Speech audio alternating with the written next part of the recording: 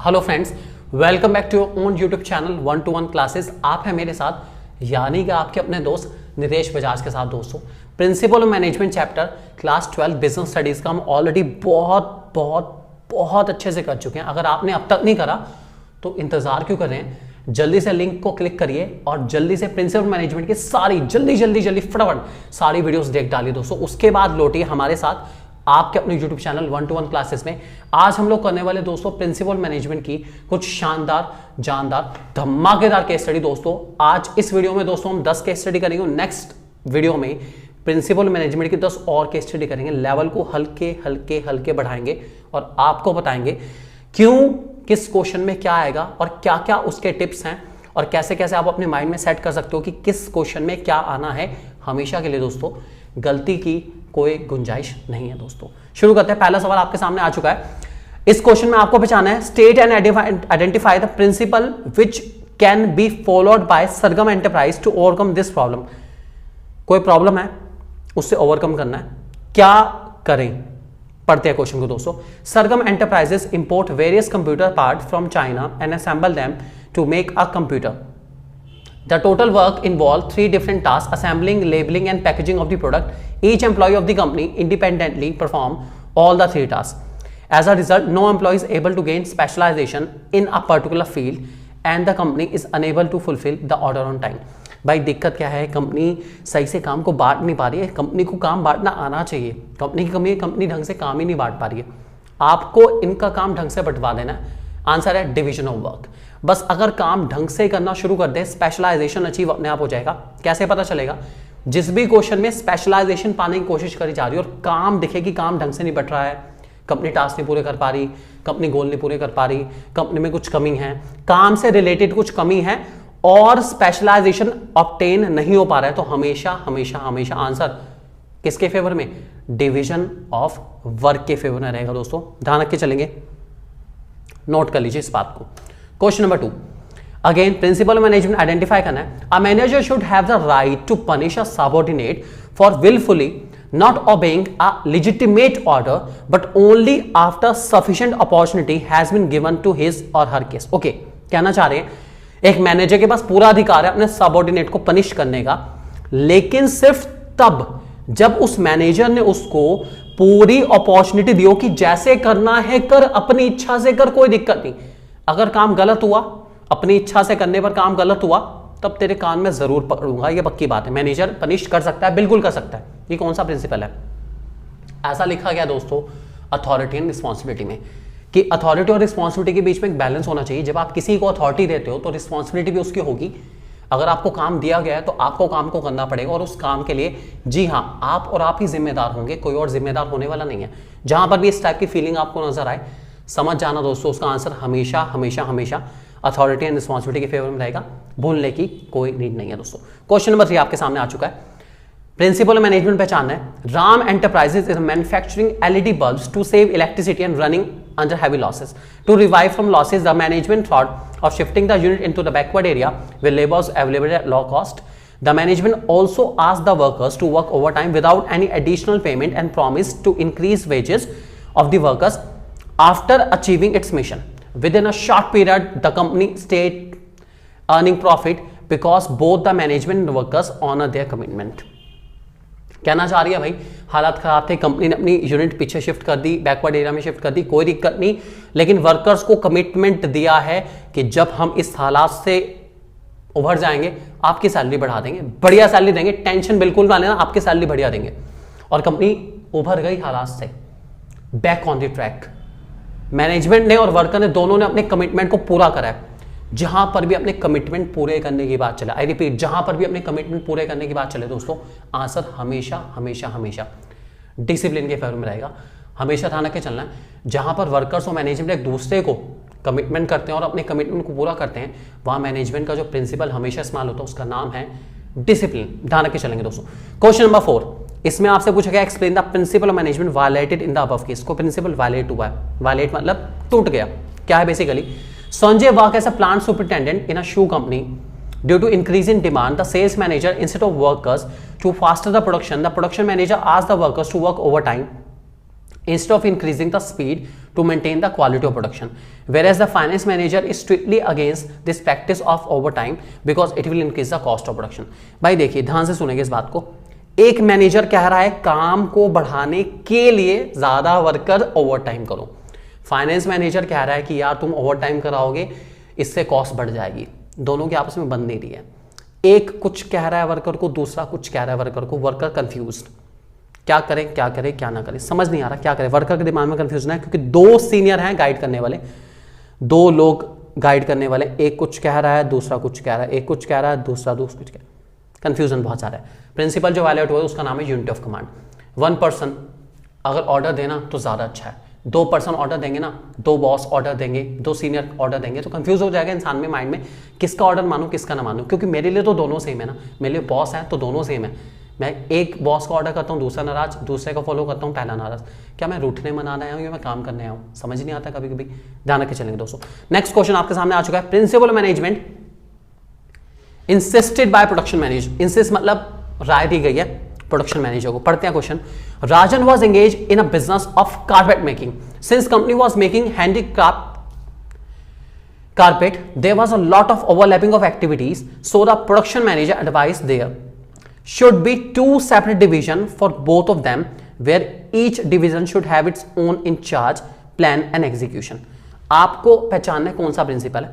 देखो काम ज्यादा है, बेटर है काम को बांट दो, सेपरेट डिवीजन हो और सेपरेट डिवीजन के ऊपर सेपरेट ही मैनेजर हो और उनको संभालने का तरीका भी अलग हो। मतलब क्या है, काम तो बट रहा है नो डाउट, सेपरेट डिवीजन, ठीक है, सेपरेट हेड, आपने सुना होगा 1 एक्शन 1 हेड एंड 1 प्लान, ये बहुत कॉमन चीज है। एक एक्शन के लिए एक ही हेड होना चाहिए, उसका एक ही प्लान होना चाहिए। काम बट रहा है नो डाउट, डिवीजन वर्क हम कह सकते हैं, लेकिन इसका जो सही आंसर है, एक्यूरेट आंसर है दोस्तों, वो रहेगा हमारा यूनिटी ऑफ डायरेक्शन। इस क्वेश्चन में यूनिटी ऑफ डायरेक्शन की झलक नजर आ रही है आपको कैसे, जब मैं ऑर्गेनाइजेशन में सेपरेट डिवीजन बनाऊंगा, उस डिवीजन को हेड भी सेपरेट पर्सन करेगा तो मेरे काम की स्पेशलाइजेशन अपने आप अचीव हो जाएगी, that is unity of direction. Separate division should be lead by separate in charge, ध्यान रखे चलेंगे दोस्तों। नेक्स्ट क्वेश्चन, क्वेश्चन नंबर हमारे सामने आ चुका है। Next question, which principle of Fayol is applied by mister Sharma, Sharma ji ने कौन सा प्रिंसिपल अप्लाई करा है, चलो देखते हैं फटाफट। Mister Sharma, finance manager of XYZ limited, applied for a leave to attend a family function in Amritsar. The director of the company requested him to cancel his leave as there is an important meeting scheduled on that date. Mr. Sharma immediately agreed and cancelled his trip as he thought attending meeting is more important for company's benefit. अपने personal interest, मतलब personal जो भी शादी वगैरह का था वहां पे ना जाके उन्होंने कंपनी को इंपॉर्टेंस दी। सलाम शर्मा जी, सलाम, आप जैसे लोग देश को आगे लेके जा सकते हैं, बिल्कुल लेके जा सकते हैं।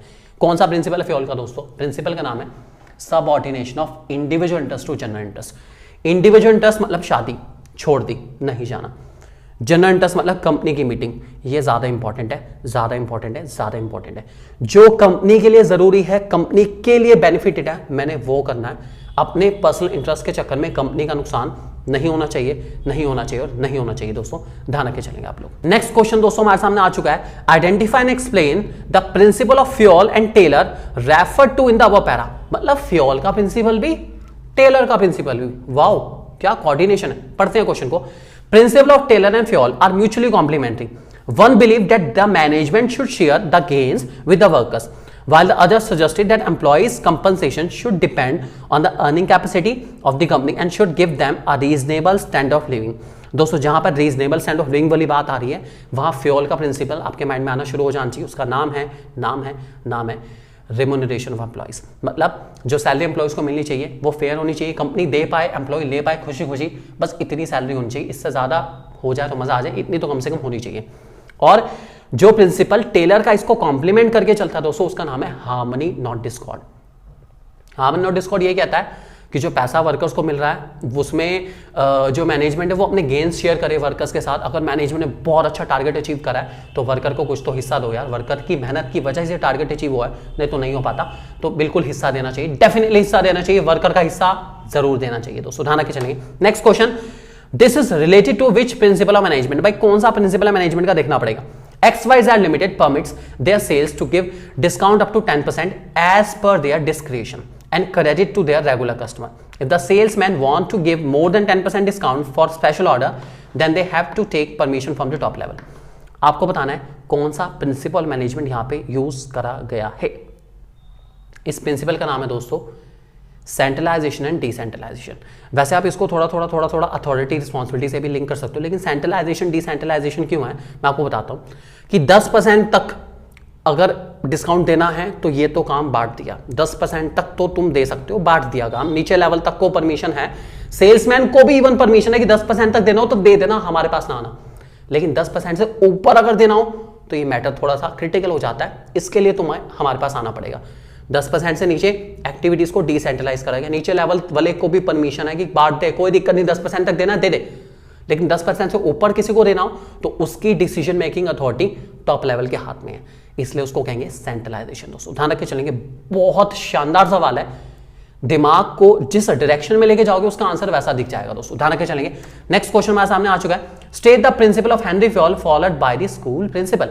ओके, स्कूल के प्रिंसिपल ने हेनरी फ्योल का कोई प्रिंसिपल फॉलो करा है, क्या बात है, प्रिंसिपल साहब कौन सा है देखते हैं।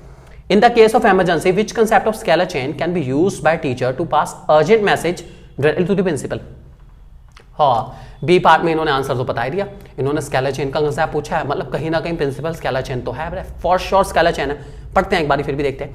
In a school principal makes sure that every instruction, order और information given by him must be pass to the vice principal, then head of the department, then to teachers and students must be informed by respective teachers only.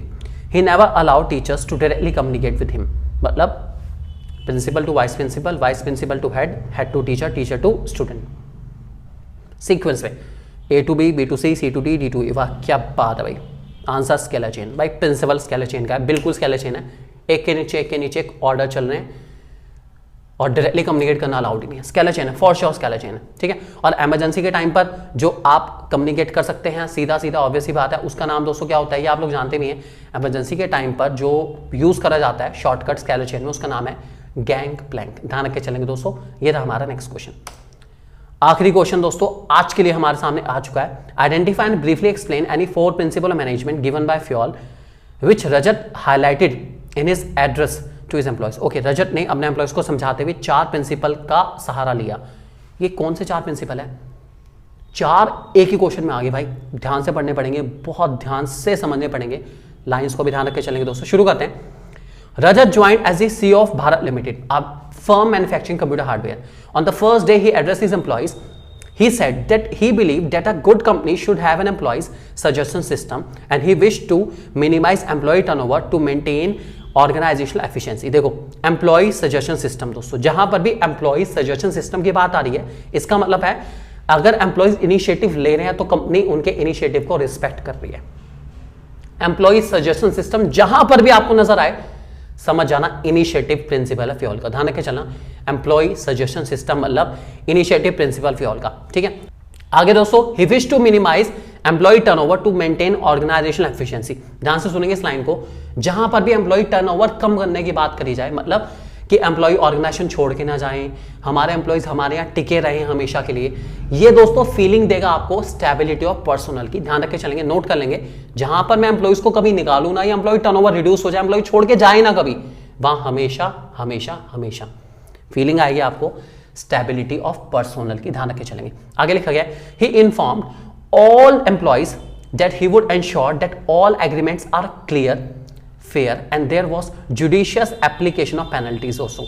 जहां पर भी clear fair agreement हो, judicious application of penalty हो दोस्तों, discipline का principal apply हो गया। Discipline कहता है फेयर एग्रीमेंट, जुडिशियस एग्रीमेंट और पेनल्टीज क्लियरली लगेगी, लगेगी तो लगेगी यार, कोई चापलूसी नहीं चलेगी, नहीं चलेगी, नहीं चलेगी। डिसिप्लिन है दोस्तों, ध्यान रख के चलेंगे इस बात को। इसके अलावा अगर मैनेजमेंट और वर्कर्स अपने कमिटमेंट पूरे करते हैं तब भी डिसिप्लिन होता है, ध्यान रख के चलेंगे। आगे लिखा गया, however he said that he believed that lazy personnel should be dealt with sternly to send the message that everyone was equal in the eye of management। भाई जो इंसान आलसी है उसके साथ डंडे से बात करी जाएगी, उसको डांटा जाएगा, फटकारा जाएगा, ताकि वो सही से काम करना शुरू कर दे। इस चीज को दिखाने के लिए कि मैनेजमेंट की नजर में सब लोग बराबर है। ये है दोस्तों हमारा इक्विटी का प्रिंसिपल कि मैनेजमेंट की नजर में सब बराबर है। मैनेजमेंट किसी को भी ज्यादा ऊपर ज्यादा नीचे नहीं सोच के चाहिए, सब बराबर है। बहुत इंपॉर्टेंट प्रिंसिपल है, प्रिंसिपल का नाम है इक्विटी। आगे लिखा गया also that he would want to promote a team spirit of unity and harmony among employees, जहां पर भी दोस्तों यूनिटी एंड हार्मनी, और आगे भी लिखा है which would rise given spirit of mutual trust and belongingness among team members and eventually minimise the need of using penalties. ध्यान रखे चलेंगे, जहां पर भी आपको यूनिटी एंड हार्मनी, ठीक है, लोगों को जोड़ने की बात नजर आए कि लोग जुड़ जाएं, एक स्पिरिट होनी चाहिए हार्मनी की, एक ट्रस्ट की, एक building of relation between employees हो, तो दोस्तों यहां पर हमेशा आंसर एस्पिरिटी कॉर्प्स के फेवर में रहेगा। बकायदा एनसीईआरटी में लिखा गया है, आप ध्यान से पढ़ेंगे तो आपको पता चल जाएगा इसका आंसर एस्पिरिटी कॉर्प्स है। और लास्ट में he told that all present that the interest of organisation should take priority over the interest of any individual employee. Organisation का इंटरेस्ट पहले, इंडिविजुअल एम्प्लॉय का इंटरेस्ट बाद में। Always put the organisation first दोस्तों। जहां पर भी इस चीज की फीलिंग नजर आए हमेशा आंसर रहेगा subordination of individual interest to general interest. ध्यान रखे चलेंगे दोस्तों, ये थे हमारे 10 बहुत ही शानदार case study principal of management chapter के ऊपर। अगली 10 केस स्टडी के लिए दोस्तों नेक्स्ट वीडियो को देखना बिल्कुल मत भूलिएगा। बने रहिए अपने यूट्यूब चैनल 1-to-1 क्लासेस पे हमारे साथ, यानी कि आपके अपने दोस्त नितेश बजाज के साथ दोस्तों। Thank you very much.